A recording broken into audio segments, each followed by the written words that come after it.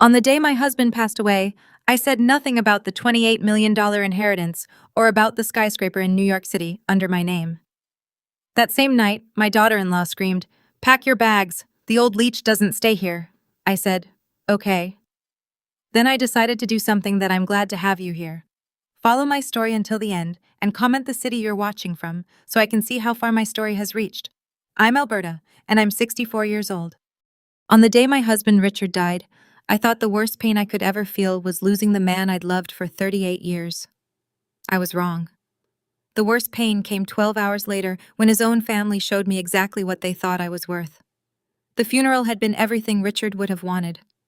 Dignified, respectful, filled with people whose lives he'd touched. I sat in the front pew wearing my navy dress, the one he always said brought out my eyes, holding my composure like a shield. Everyone kept whispering about what a devoted wife I'd been, how I'd cared for him through those final months of illness without a single complaint. If only they knew the half of it. Richard's son Marcus from his first marriage gave a beautiful eulogy. His daughter Sarah read a poem. Even his ex-wife, Patricia, managed to say something kind about the man who'd left her 20 years ago for me. I listened to it all, nodding when appropriate, accepting condolences with quiet grace.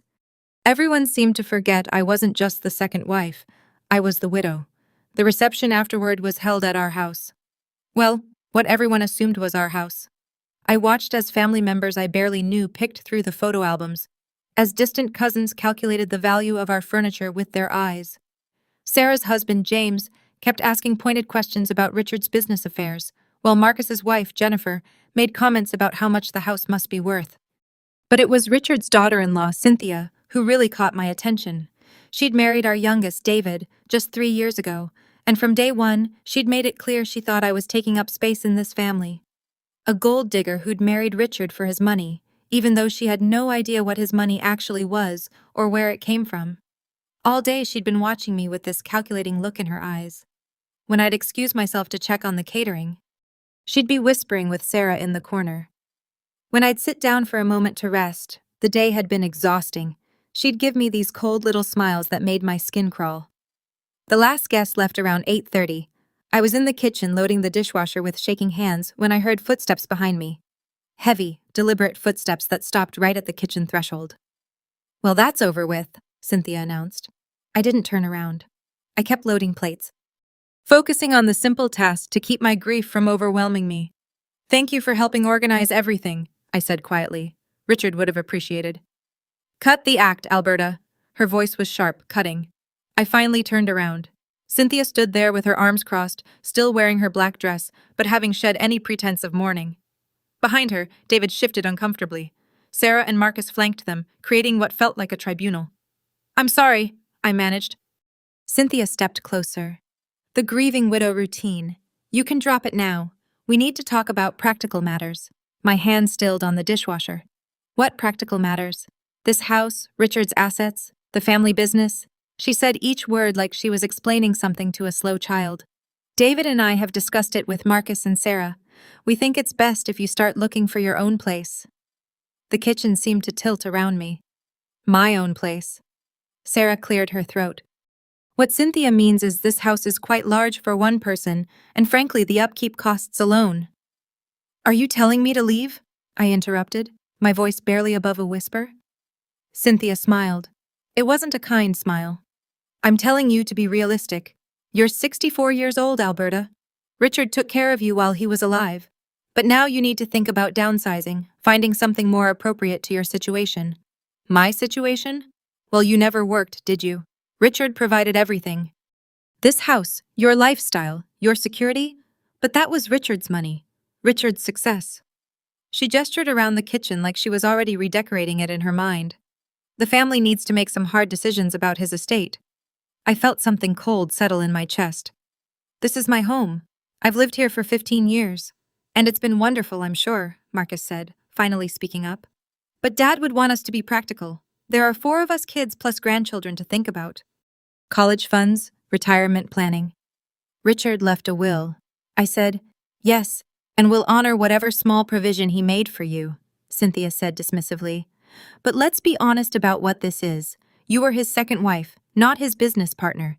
You didn't build anything together. You were just there." The words hit me like physical blows. Just there. After 38 years of marriage, after caring for him through cancer, after building a life together, I was just there. I think you should pack your things tonight, Cynthia continued. David and I can stay here to help manage the transition. It'll be easier for everyone if we handle Richard's affairs directly. I looked at David silently, pleading with him to defend me, to remember that I'd been his stepmother since he was 12 years old, but he wouldn't meet my eyes. Where am I supposed to go? I asked. Cynthia shrugged. There are some lovely senior communities around here. Assisted living facilities. I'm sure you'll find something suitable. Assisted living? Like I was some helpless old woman who couldn't take care of herself. I stood there in my own kitchen, surrounded by people I'd considered family, and felt the last pieces of my heart break. The grief from losing Richard was nothing compared to this. This was betrayal. This was being erased from my own life. But as I looked at their faces, Cynthia's cruel satisfaction, the others' uncomfortable but determined expressions, something else began to grow alongside the pain, something cold and quiet and patient. Okay, I said simply. Cynthia blinked. Okay, I'll pack tonight. I'll be gone in the morning. The silence that followed was deafening. I think they'd expected me to fight, to beg, to make a scene that would justify their treatment of me. Instead, I turned back to the dishwasher and continued loading plates. Well, Cynthia said, clearly thrown off balance. Good. That's very mature of you. I didn't respond. I just kept working, listening as their footsteps retreated from the kitchen.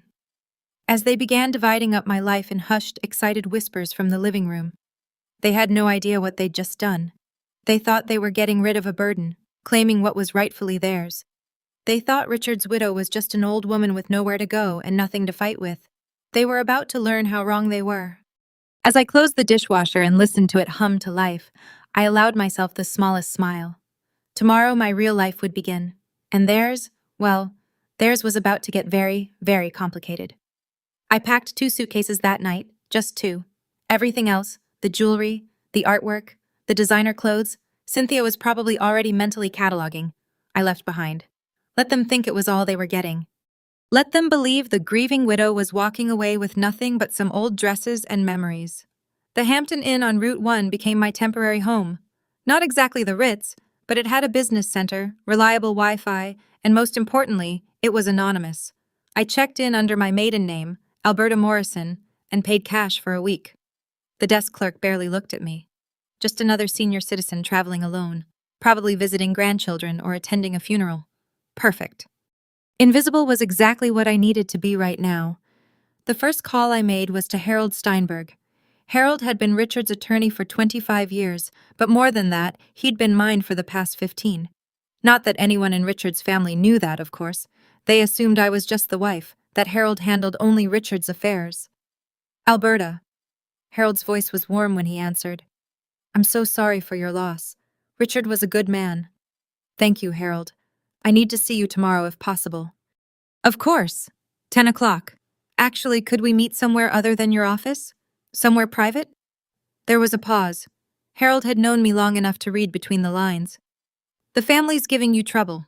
Something like that. I'll come to you. Text me the address. Harold arrived the next morning carrying a leather briefcase and wearing the expression of a man who'd dealt with family greed more times than he cared to count. I'd ordered coffee and pastries from room service. A small luxury that would have raised eyebrows if anyone had been watching. But that's the beauty of being invisible. No one watches you when they think you don't matter. How bad is it? Harold asked, settling into the room's single armchair. I told him about the previous night, about Cynthia's demands, about being told to find appropriate housing, about how they dismissed me as someone who'd never contributed anything to Richard's success. Harold's jaw tightened as I spoke. Do they have any idea about your actual situation? None whatsoever. Richard and I decided years ago that it was better that way. Let them think he was the business mogul and I was just the pretty second wife. And you sure you want to proceed as we discussed? I looked out the hotel window at the parking lot, at the ordinary cars filled with ordinary people living ordinary lives. Yesterday they would have seen me as one of them, just another older woman, probably widowed, probably struggling. They had no idea that the woman in room 237 owned more property than most of them could imagine. I'm sure. How long will it take? Harold opened his briefcase and pulled out a thick folder. The preliminary transfers can be completed within 48 hours. The complete restructuring will take about 2 weeks, and there's no way they can contest it. Alberta, everything has been legally yours for over a decade. Richard transferred ownership years before his illness precisely to avoid situations like this. They can contest it all they want. They'll lose. I nodded, feeling that cold satisfaction settle deeper into my bones. What about the house? That's where it gets interesting. Harold allowed himself a small smile.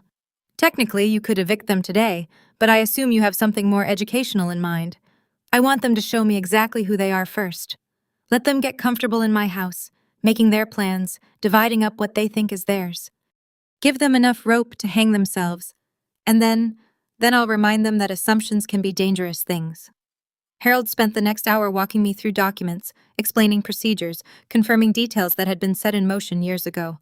Most widows would be lost in the legal terminology, overwhelmed by the complexity of estate planning and asset management. But I wasn't most widows. After Harold left, I drove to the house, my house. I parked across the street and watched through tinted windows as moving trucks arrived. Cynthia directed workers like she was orchestrating a military campaign, pointing at Richard's study, gesturing toward the bedrooms. She'd brought her own furniture. I realized she wasn't just staying temporarily to handle affairs, she was moving in permanently. My phone buzzed. A text from David. Hope you found a nice place, Alberta. Cynthia's getting Dad's office organized. Found some business files we need to go through. I almost laughed out loud. Business files in Richard's study. If they only knew that Richard's real business files weren't in that house at all. They were in a safety deposit box downtown along with property deeds, stock certificates, and documentation that would turn their world upside down. But let them look through his desk drawers and filing cabinets. Let them find his appointment books and client lists from the small consulting firm everyone thought was our only source of income. Let them calculate modest assets and plan modest inheritances. The truth would be so much more devastating when it came. I drove to downtown and spent the afternoon at First National, where I'd maintained accounts they knew nothing about. Margaret Chen, my personal banker, greeted me with professional sympathy. Mrs. Morrison, I was so sorry to hear about your husband's passing. How are you holding up? As well as can be expected. I need to make some account adjustments. Margaret nodded, probably assuming I needed to add Richard's name to survivor benefits or update beneficiary information. Instead, I handed her Harold's documentation. Her eyes widened as she read. Mrs. Morrison, these amounts. I had no idea you were working with such substantial assets. Privacy was important to my husband and me. But circumstances have changed. I can see that. When would you like these transfers to take effect? Immediately, as Margaret processed the paperwork, I thought about Cynthia back at the house, probably going through my closet, deciding which of my clothes were worth keeping. I thought about Marcus and Sarah, likely meeting with financial advisors to discuss their father's estate. I thought about David, weak David, who'd let his wife bully the woman who'd raised him. They thought they'd gotten rid of me. They thought the inconvenient widow was out of the way, leaving them free to claim their inheritance. They had no idea that they'd just picked a fight with someone who'd spent 38 years learning how to play the long game. My phone rang as I was signing the last of the transfer documents. Cynthia's name appeared on the screen. I let it go to voicemail, then listened to her message with growing amusement. Alberta. We found some confusing paperwork in Richard's office, legal documents that don't make sense. Could you call me back? There might be some things you need to explain. Confusing paperwork. I could only imagine what they'd found. Probably the outdated copies Richard kept for show, documents that referenced assets that no longer existed under his name. They were getting nervous, realizing that their father's financial picture wasn't as clear-cut as they'd assumed. I deleted the message without responding. Let them wonder. Let them worry. Let them spend sleepless nights trying to figure out why nothing added up the way they'd expected. Tomorrow, I would start phase 2 of my plan. Tonight, I would have dinner in my anonymous hotel room and watch the news like any other senior citizen spending the evening alone. But I wasn't alone. Not really. I had Harold. I had Margaret. I had a network of professionals who'd been quietly managing my affairs for years. And most importantly, I had time. Cynthia and her allies thought they'd won a quick victory. They had no idea they'd just declared war on someone who'd been preparing for this battle longer than they'd been part of this family.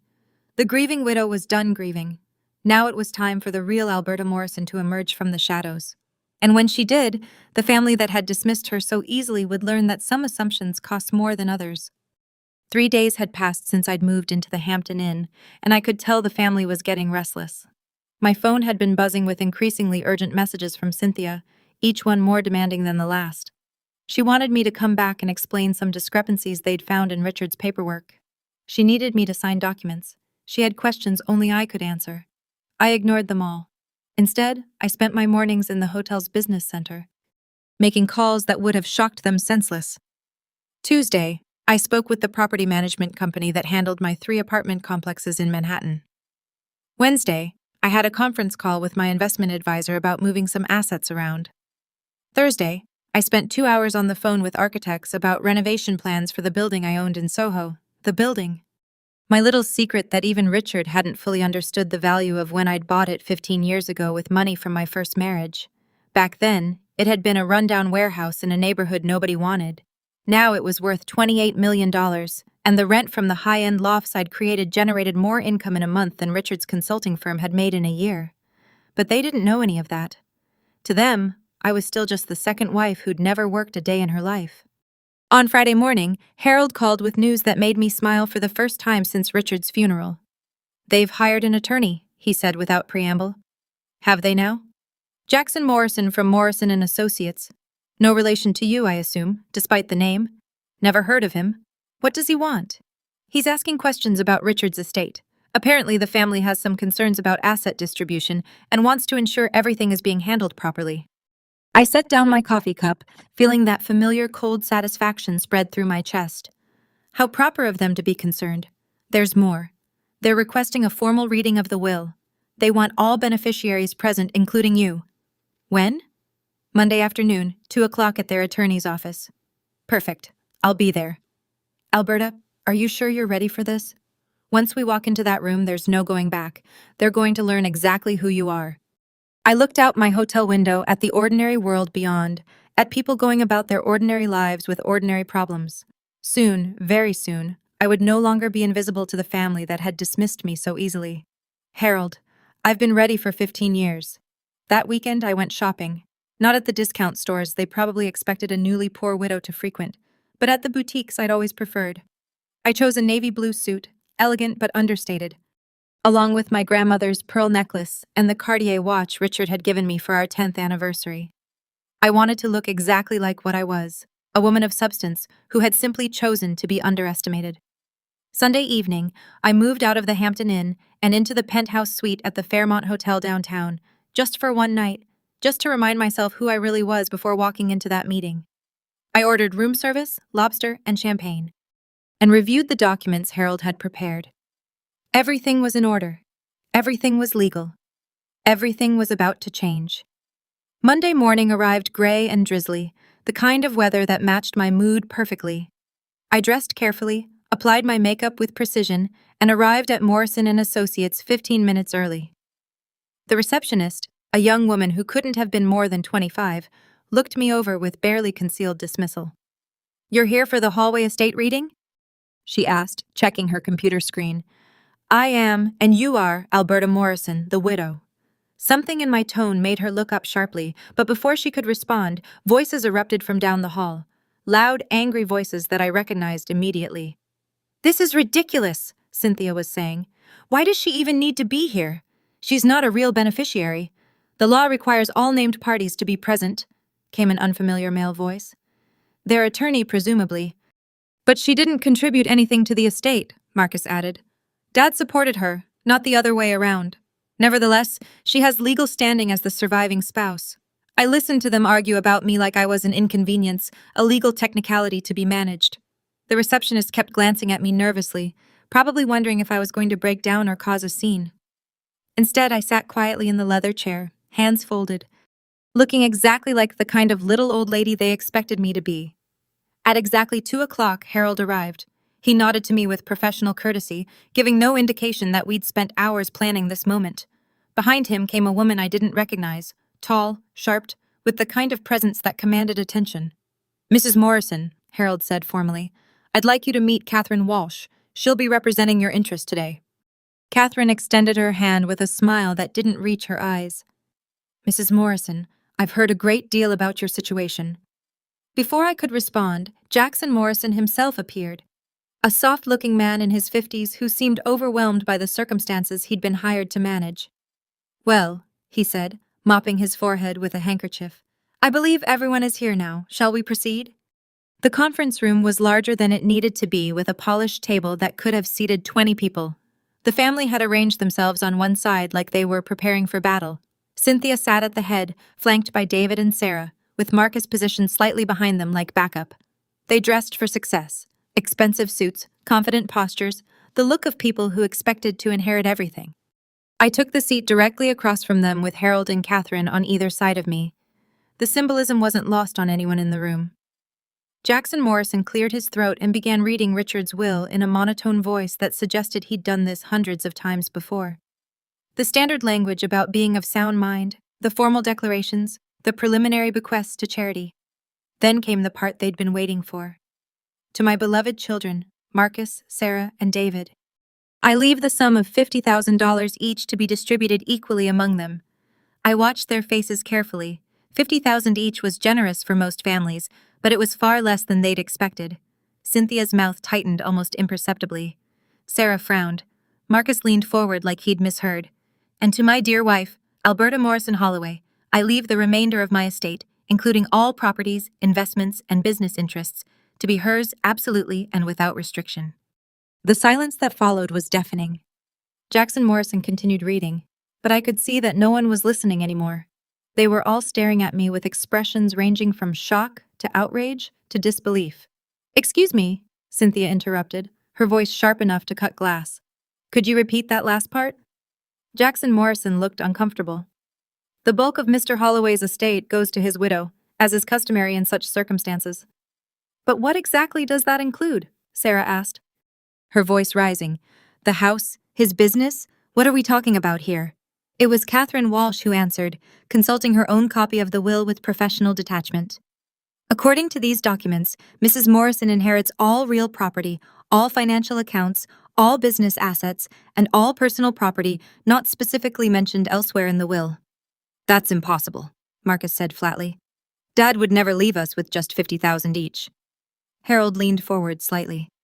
"I'm afraid it's quite legal, Mr. Holloway. Your father was very specific about his intentions. But she didn't earn any of it." Cynthia exploded, finally losing the composure she'd been struggling to maintain. She never worked. She never contributed anything. She was just there, living off his success. The words hung in the air like poison. Just there. The same phrase she'd used the night she'd thrown me out of my own home. The same dismissal, the same contempt. The same fundamental misunderstanding of who I really was. I stood up slowly, feeling every eye in the room focus on me. For 38 years, I had let Richard be the face of our success. I had allowed people to assume he was the business mind while I played the supporting wife. I had been content to remain in the shadows, building my empire quietly while he took the credit publicly. But Richard was gone now, and the shadows had served their purpose. "You're absolutely right, Cynthia," I said quietly. "I never contributed anything to Richard's success." She blinked, clearly not expecting agreement. Richard's consulting firm, his modest investments, his reputation in the community. That was all him. I had nothing to do with any of it. I could see confusion rippling across their faces. This wasn't the response they'd expected. "But you see," I continued, my voice growing stronger, "Richard's estate isn't what you think it is, and I'm not who you think I am." Catherine Walsh was already reaching into her briefcase, pulling out documents that would change everything. Harold was checking his watch, timing the moment perfectly. "What do you mean?" David asked, speaking for the first time since the reading began. I looked at each of them in turn. These people who had dismissed me, who had thrown me out of my own home, who had treated me like a burden to be disposed of. "I mean," I said, allowing myself the smallest smile, "that you've been operating under some very expensive assumptions about who owns what in this family." The real game was about to begin. Catherine Walsh opened her briefcase with the precision of a surgeon preparing for a delicate operation. The documents she withdrew were organized in neat folders, each one labeled with the kind of detail that suggested this moment had been planned for a very long time. "Perhaps," Catherine said in her crisp, professional voice, "we should clarify exactly what constitutes Richard Holloway's estate." Jackson Morrison shifted uncomfortably in his chair. "I'm not sure I understand the question."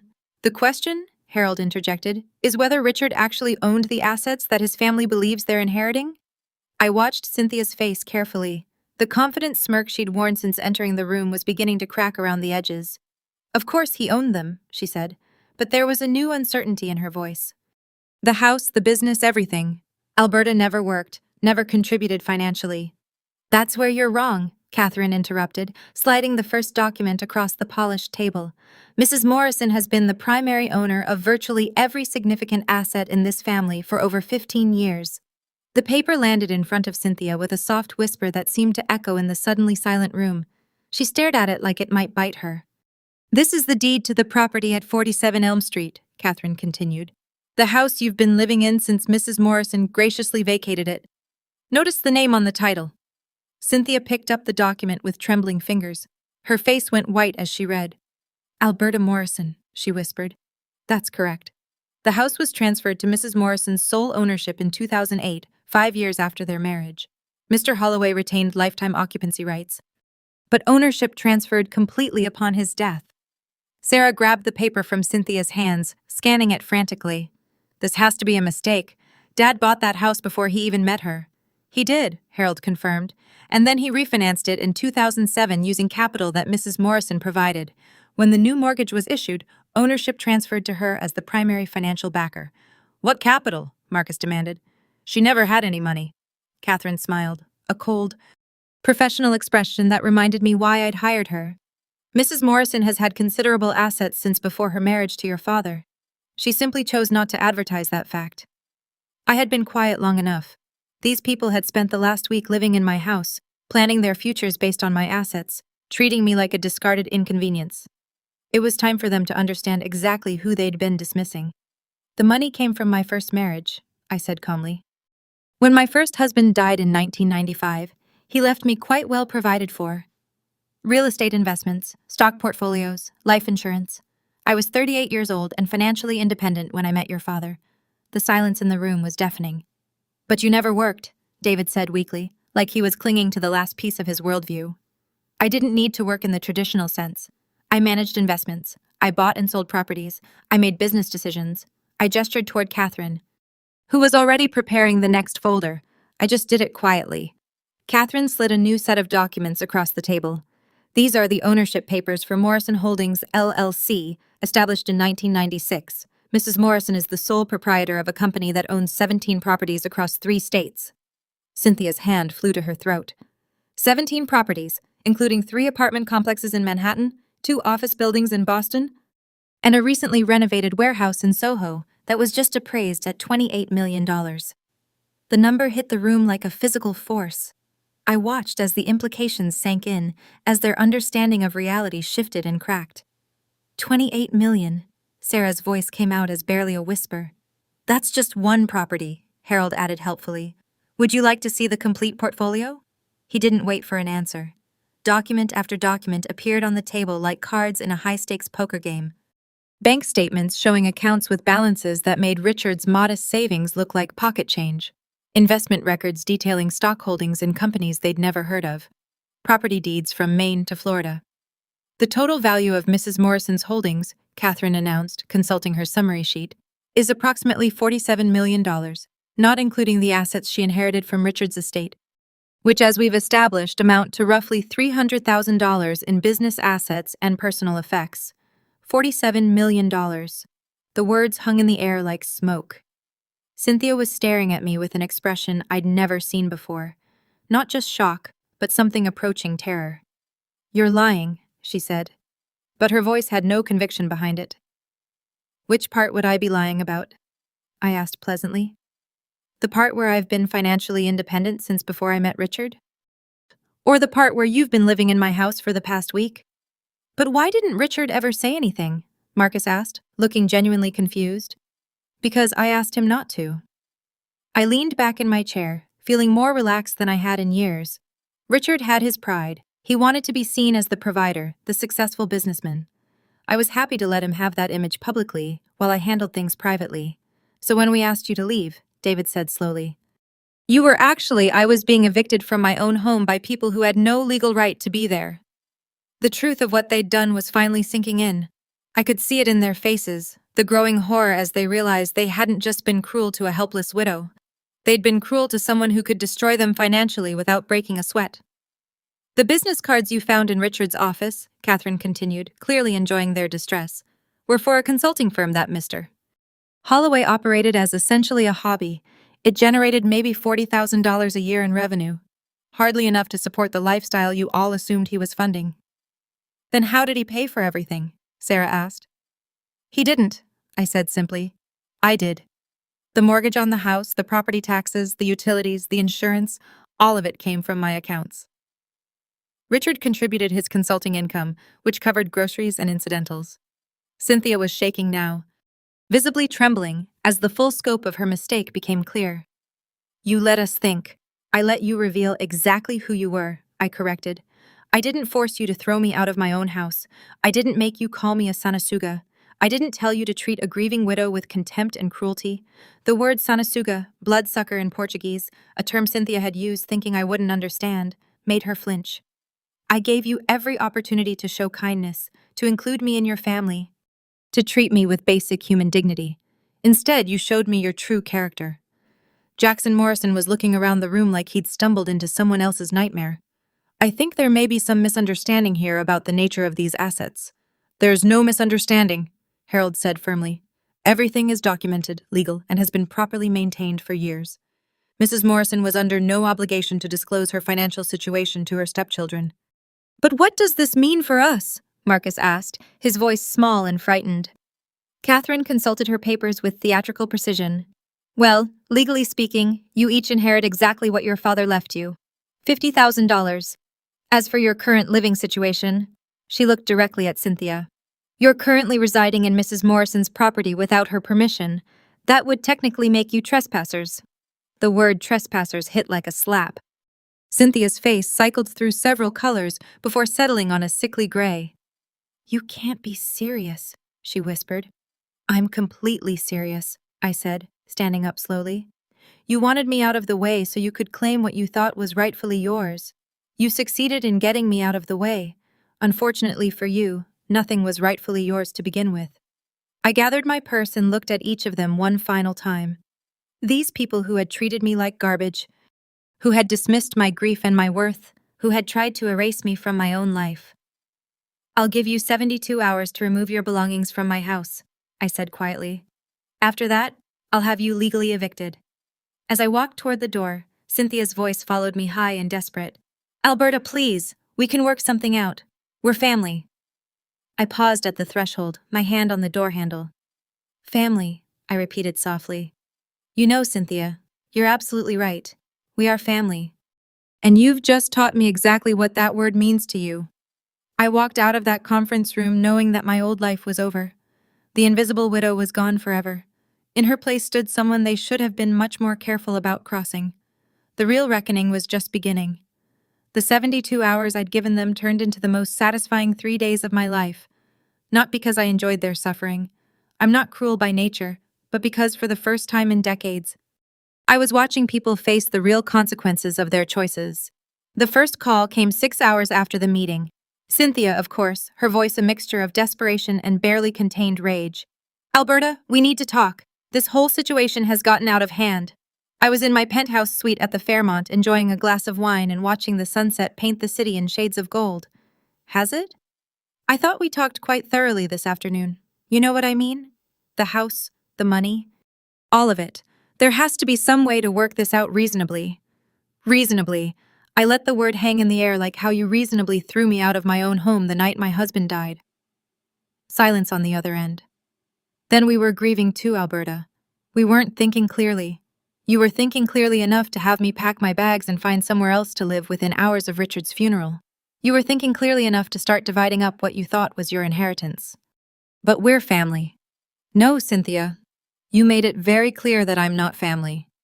You called me a sanguga, remember? A bloodsucker who never contributed anything. I could hear her sharp intake of breath. She hadn't expected me to understand the Portuguese insult. I didn't mean you meant exactly what you said. The only thing you didn't mean was for me to be in a position to do anything about it. I ended the call and blocked her number. The next morning brought David to my hotel. The concierge called up to announce him, asking if I wanted to receive visitors.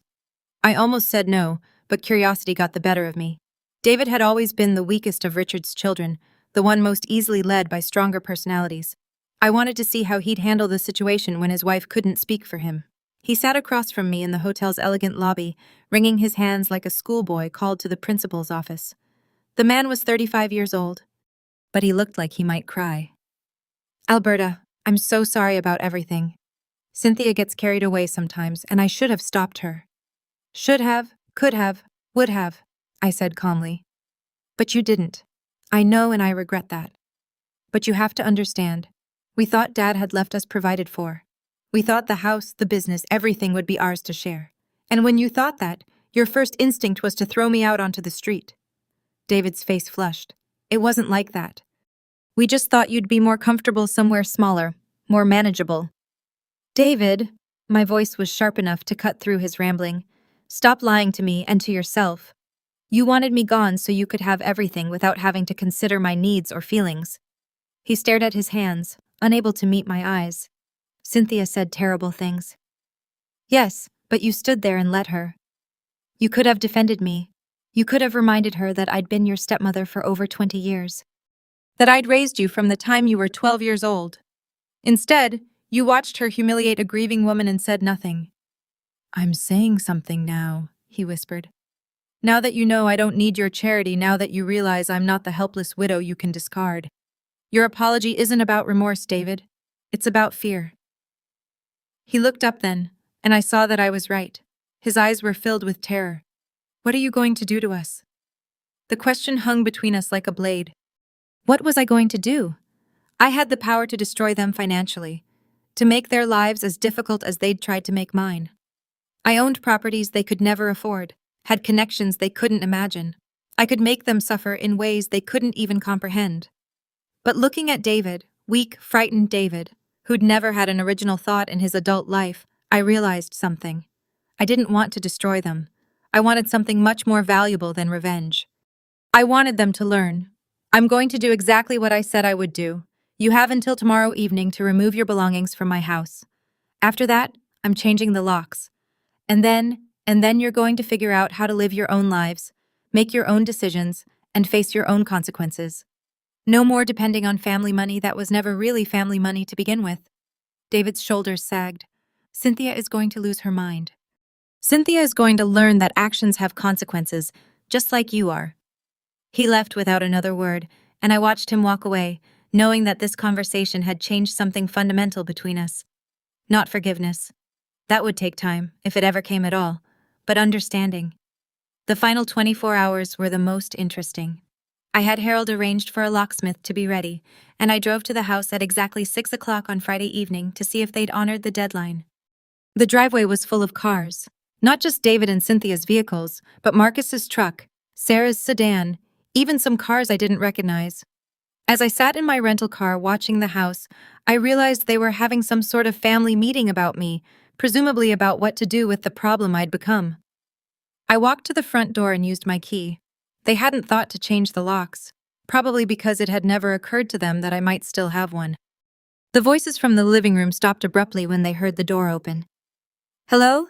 I called out pleasantly. I hope you don't mind me letting myself in. It is my house after all. I found them arranged around the living room like a war council. Cynthia sat in what had been Richard's favorite chair, still playing the role of matriarch. Marcus and Sarah flanked her, while David hung back near the window. There were two people I didn't recognize. A middle-aged couple who looked distinctly uncomfortable. Alberta, Cynthia said, standing up with forced dignity. We were hoping you'd come by.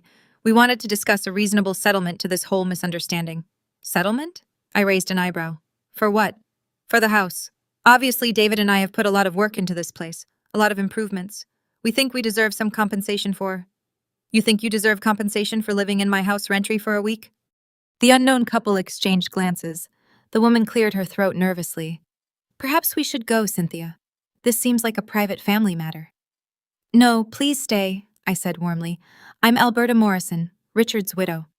And you are? Tom and Linda Patterson, the man said reluctantly. We're Cynthia's parents. Ah, so they'd brought in reinforcements. Cynthia's parents probably told some version of events that painted me as the villain in this story. How lovely to meet you, I said. I hope Cynthia has explained the situation accurately. Linda Patterson looked between her daughter and me with obvious confusion. She said there was some sort of dispute about Richard's will, about who gets what. There's no dispute, I said calmly. The will is very clear. Richard left modest bequests to his children and everything else to me. The only complication is that most of what people assumed was Richard's property was actually mine all along. Tom Patterson frowned.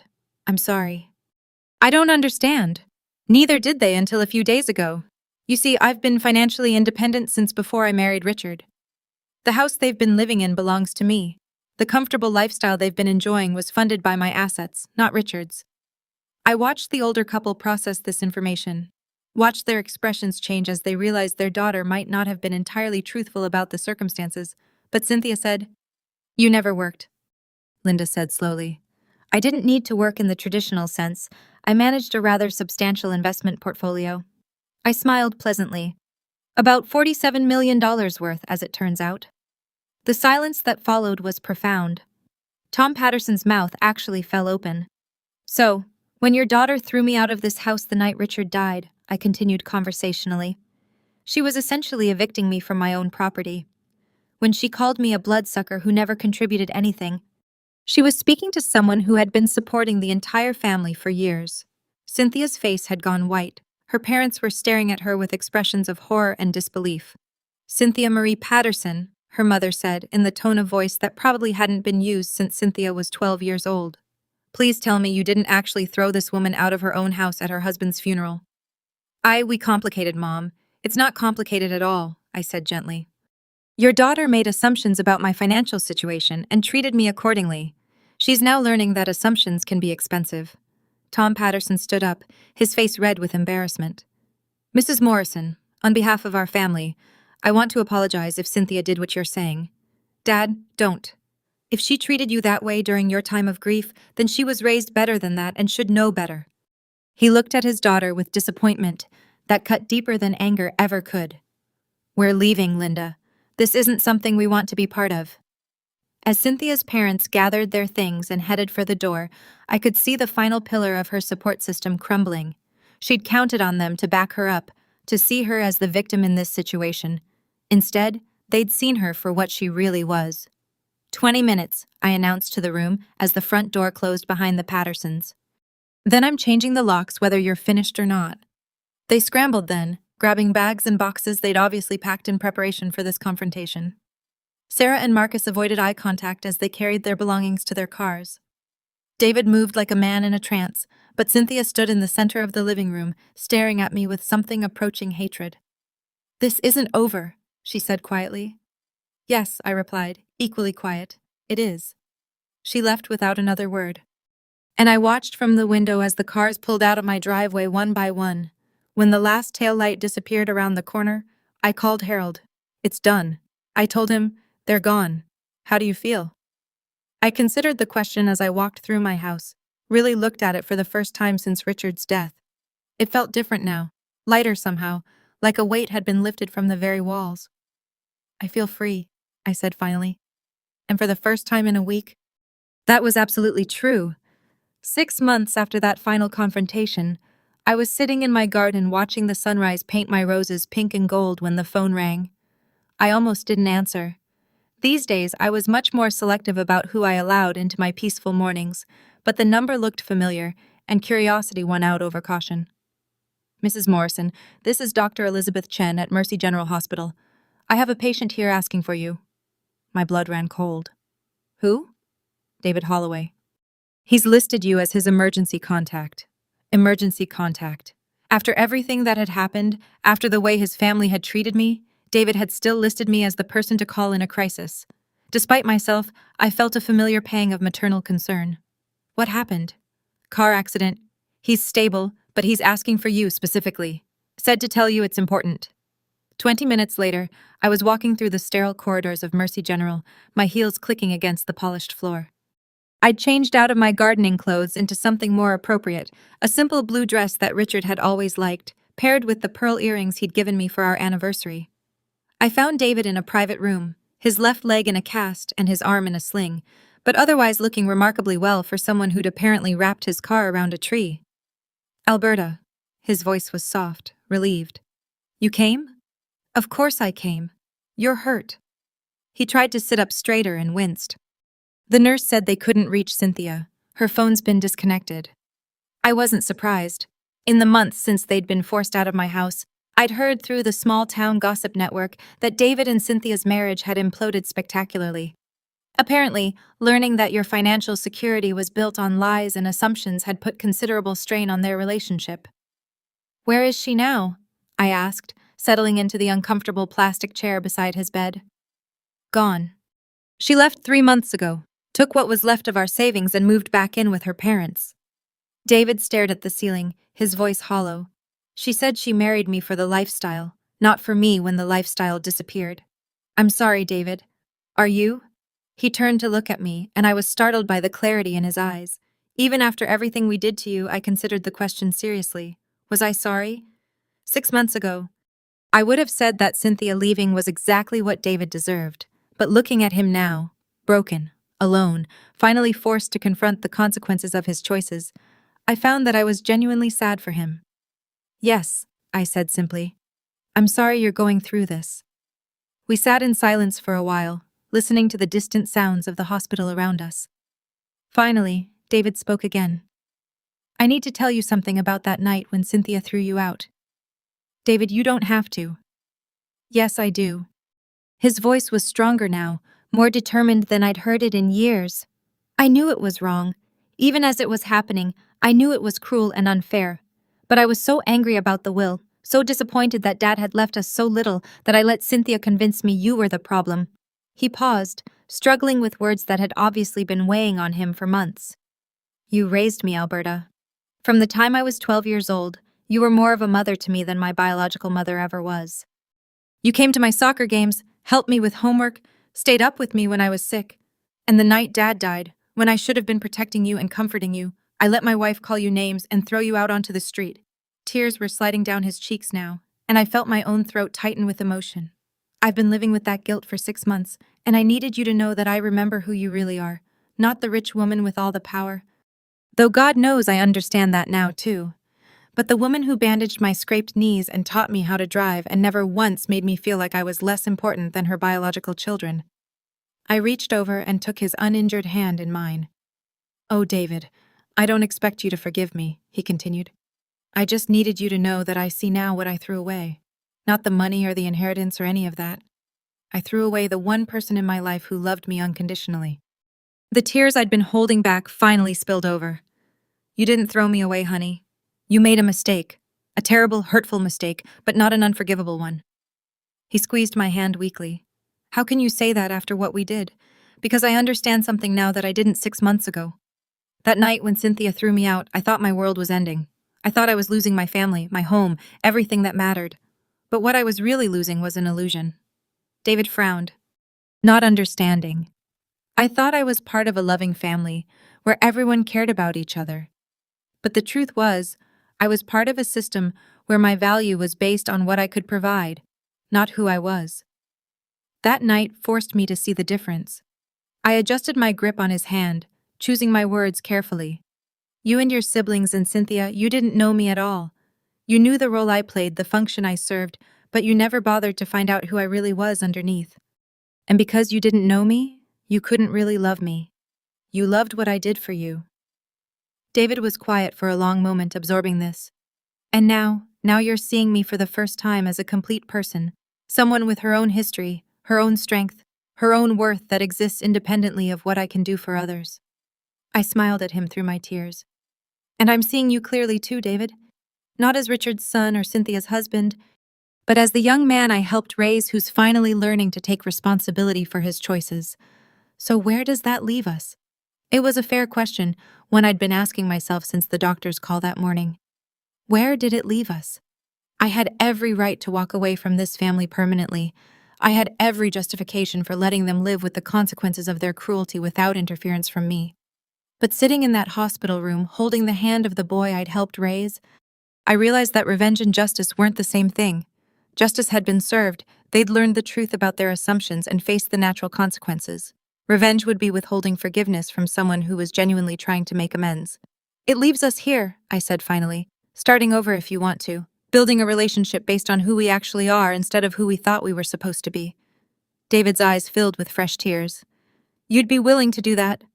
After everything, I'd be willing to try, but it would be different this time, David. I'm not going to be the invisible woman who makes everything work behind the scenes. I'm not going to pretend to be less than I am to make other people comfortable. I wouldn't want you to. And I'm not going to rescue you from the consequences of your choices. If you want a relationship with me, you have to build it yourself, maintain it yourself, and value it for what it is, not for what it might get you. David nodded solemnly.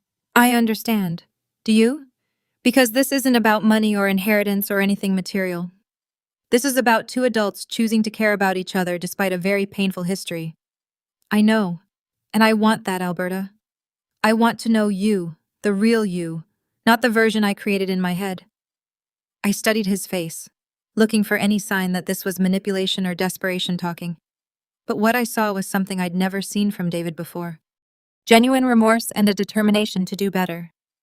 Then we'll try, I said slowly, carefully, with clear boundaries and honest communication. Relief washed over his features. Thank you. Don't thank me yet. This is going to be hard work, David. Unlearning 30 years of bad habits and assumptions isn't easy. I'm ready for hard work. These past 6 months have taught me I'm stronger than I thought I was. I squeezed his hand one more time, then stood up to leave. I'm going to go talk to your doctor about your discharge plans. Do you have somewhere to go when you get out of here? I've been staying in a studio apartment downtown. It's not much, but it's mine. Good. Independence suits you. As I walked toward the door, David's voice stopped me. Alberta, what about Marcus and Sarah, do you think?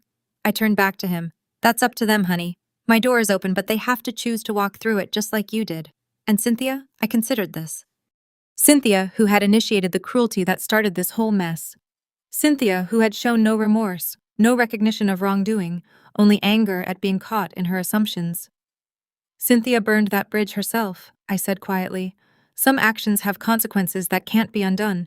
She chose to reveal her character, and now she has to live with what she revealed. David nodded, understanding the distinction. I left him there in his hospital bed, looking more peaceful than I'd seen him since he was a child. The walk back to my car felt different somehow, lighter, like I was carrying less weight than when I'd walked in. That evening, I sat in my garden again as the sun set behind my roses. My phone had rung twice. Marcus and Sarah, probably having heard about David's accident through the family network. I'd let both calls go to voicemail, but I'd listen to the messages. Tentative voices, awkward apologies, requests to talk. The first signs that the family I'd thought I'd lost forever might be reconsidering their assumptions. I'd call them back tomorrow, maybe. Or maybe I'd wait and see if they called again. Either way, I was no longer in a hurry. I had time, resources, and for the first time in decades, complete control over my own life. The invisible woman was gone forever, replaced by someone who knew exactly who she was and what she was worth. Someone who could choose forgiveness or distance, engagement or solitude, based on what felt right rather than what was expected. And that I reflected as I watched the stars emerge in the darkening sky was worth more than $47 million, though the $47 million didn't hurt. Now I'm curious about you who listened to my story. What would you do if you were in my place? Have you ever been through something similar? Comment below. And meanwhile, I'm leaving on the final screen 2 other stories that are channel favorites. And they will definitely surprise you. Thank you for watching until here.